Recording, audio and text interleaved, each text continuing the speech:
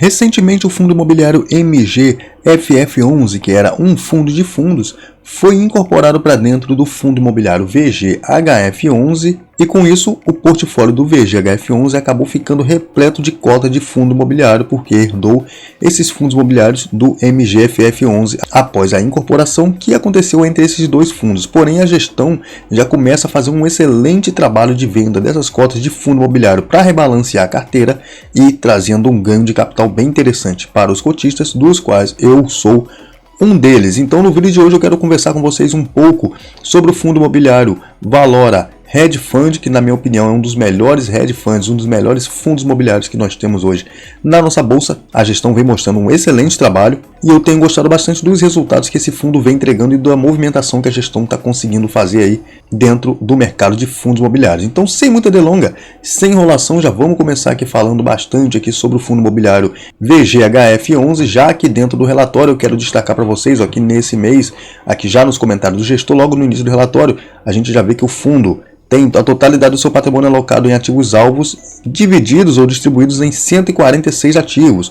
O último vídeo que eu falei com vocês tinha 150 ativos, né? Então já diminuiu um pouco aqui a quantidade de ativos, foram vendidos alguns fundos imobiliários e adquiridos outros ativos, incluindo alguns CRIs aí também, com aquisição nesse mês de janeiro. O patrimônio do fundo hoje é de um pouco mais de 1,5 bilhão, como a gente consegue ver, 1.577 milhões e 300 mil reais em patrimônio líquido, bem interessante. No final do mês de janeiro, o fundo possuía um total de 443 milhões em operações de venda e compra futura de CRIs, mais conhecido como operações compromissadas, a um custo de CDI mais 0,68 ao ano. Ainda no comentário do gestor, aqui na parte da distribuição, falando da distribuição dos rendimentos, ó, no mês de janeiro, o rendimento distribuído foi de 10 centavos por cota, o equivalente a uma rentabilidade líquida de 13% ao ano sobre o valor patrimonial da cota no final de dezembro de 2023. E ao longo dos últimos meses, ou dos últimos 12 meses, o fundo acumulou uma distribuição de 1,30 por cota, que equivale a uma rentabilidade líquida de 15,2% ao ano, ou IPCA mais 10% ao ano sobre a cota patrimonial.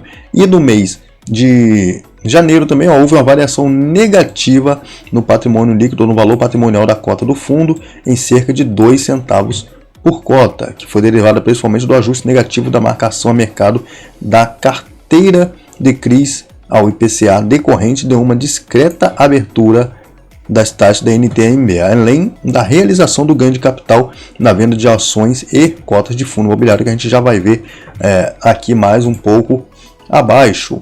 Como já mostro para vocês que em relação às alocações, ao longo de janeiro foram adquiridos 229,2 milhões em ativos e vendidos um total de 185 milhões, olha só, uma aquisição líquida aí, ó, de 43,7 milhões, em linha com o processo de reequilíbrio da carteira, porque a carteira ficou bem desequilibrada, né? As cotas de fundo imobiliário viraram uma porcentagem muito grande da carteira. Conforme comentado no relatório de dezembro, o fundo vendeu um total líquido de 171,3 milhões em cotas de fundo imobiliário ao longo aqui do mês de janeiro, sendo grande parte concentrados na carteira valor. Carteira valor, vou mostrar para vocês mais para frente o que são essas estratégias. Seria a estratégia de ganho de capital, tá? Tem a estratégia de renda, que são ativos que eles seguram para um pouco mais para o longo prazo, para gerar renda, e tem a estratégia de valor, que são aqueles ativos adquiridos com algum desconto, com a possibilidade de fazer um ganho de capital interessante. Com isso, a carteira de fundo imobiliário passou a representar 37,7% do total do patrimônio do fundo, e no mês de dezembro era 47,4%. Quem viu o último vídeo lembra aí que eu mostrei isso aqui, né? Ao mesmo tempo, o fundo fez aquisições líquidas de 208 milhões em CRIs, e 56% desses CRIs indexados ao IPCA e 43% indexados ao CDI, levando a carteira de renda a representar 62,3 milhões, sendo que essas carteiras chegou a representar apenas 52,6%, eu falei 62 milhões, né? São 62%, versus 52,6% em dezembro. O foco da gestão nesse momento, como continua aqui, ó, é reequilibrar a carteira entre ativo de renda, que pode ir de 75% a 70% do PL, e ativo de valor entre 25% e 30% do PL, ou ativo de renda, né, para ficar gerando aquele dividendozinho, aquela renda para o cotista, e ativo de valor, que são ativos para poder fazer o giro de carteira e ter um ganho de capital aí para melhorar ainda mais o rendimento entregue aos cotistas. E aqui eles ainda ressaltam que a gestão ainda mantém aquela expectativa de que a queda dos juros ao longo dos 12 meses pode abrir oportunidades de ganho bastante interessantes para a carteira atual de fundos imobiliários ou a carteira de FIIs dentro do VGHF11 hoje, que pode levar ao fundo a carregar temporariamente uma posição um pouco maior do que a inicialmente desejada. Eles destacam aqui também que o fundo teve um crescimento aqui na base do cotista, chegando a 391 mil cotistas, quase 400 mil cotistas, e a liquidez do fundo ficou em 4,5 milhões de reais por dia. E como evento subsequente, até o dia 22 de janeiro, o fundo vendeu 63 milhões em cotas de fundo imobiliário com ganho de capital em linha com a estratégia de reequilíbrio do portfólio já citado anteriormente. Estou mostrando alguns dados interessantes desse fundo. Esse fundo é um fundo hedge fund, é um fundo que pode investir em uma quantidade muito grande de ativos, como a gente consegue ver aqui no objetivo, né? Todos esses fundos, todos esses ativos aqui são o que ele pode investir. É um fundo com público-alvo de investidores em geral, cobra uma taxa de gestão e administração de 0,9% ao ano sobre o patrimônio líquido, cobra também uma taxa de performance, que quando a gente vê aqui, é uma taxa de performance de 20% sobre o QCD e IPCA, mais essas variações aqui do IMAB 5, então bem complicadinha essa taxa. Quem quiser dar uma lida depois mais devagar, tá aí. Divulga o rendimento no último dia útil do mês e paga geralmente no quinto dia útil do mês. Então no quinto dia útil eles já estão pagando o dividendo. Informações adicionais aqui: o fundo é gerido pela Valora, administrado pelo Banco da Ecoval.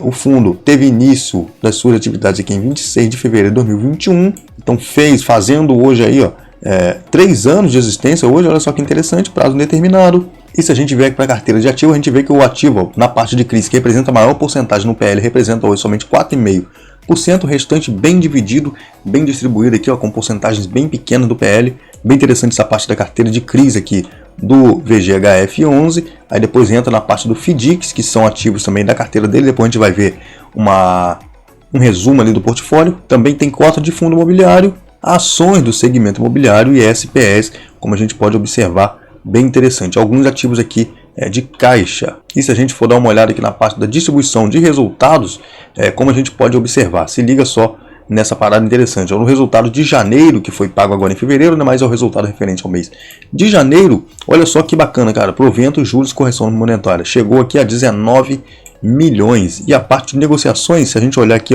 na parte de fundos imobiliários, olha só a diferença de um mês para o outro. Teve um ganho bem interessante aqui com relação ao mês de dezembro, de R$ 1.500.000, enquanto dezembro só foi R$ 243.000 com ganho de capital pelas negociações. E na parte da alocação por ativos do VGHF11 aqui, que é bem interessante, mostrando para vocês que a carteira dele é dividida nesses ativos aqui, CRIs, FDIC, cota de fundo imobiliário, ações e SPS, sendo hoje 56% em CRIs, 37,7% em cota de fundo imobiliário, FDIC 1,7%, 0,3% em ações e 3,6% em participações em sociedade de propósito específico. Com relação à carteira de CRIs, 36,9% aqui são alocados em CDI, os CRIs são indexados ao CDI e o restante indexados a IPCA, tá? Todos esses aqui indexados a IPCA com essas variações que a gente pode ver aqui ao lado. E aqui onde eu falei com vocês da estratégia do fundo, estratégia de renda e valor, a gente pode ver que 37% hoje